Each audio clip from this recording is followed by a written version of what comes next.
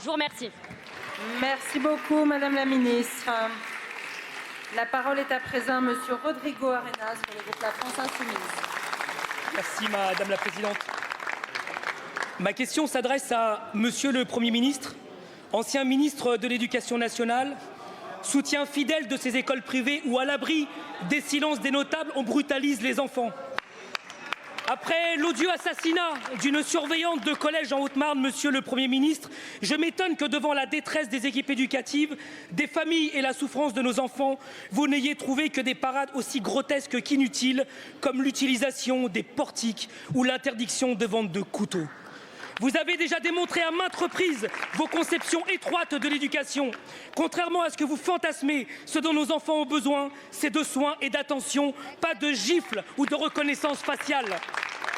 Ce dont nos écoles ont besoin, c'est de moyens pour la médecine et la psychiatrie scolaire, pas de portiques ou de fouilles au corps.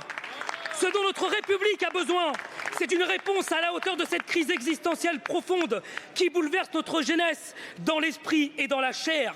Avec vous au gouvernement, c'est la baisse des investissements concrets dans l'éducation populaire. Vous au gouvernement, c'est la disparition de la médiation de rue. Vous au gouvernement, c'est 500 millions d'euros de moins pour la justice. Vous au gouvernement, c'est la baisse de 40% des subventions aux associations. Vous au gouvernement, c'est la baisse des moyens alloués à la santé mentale. Vous, au gouvernement, c'est l'anéantissement et l'accompagnement social de la lutte contre les discriminations. Ma question est simple, Monsieur le Premier ministre.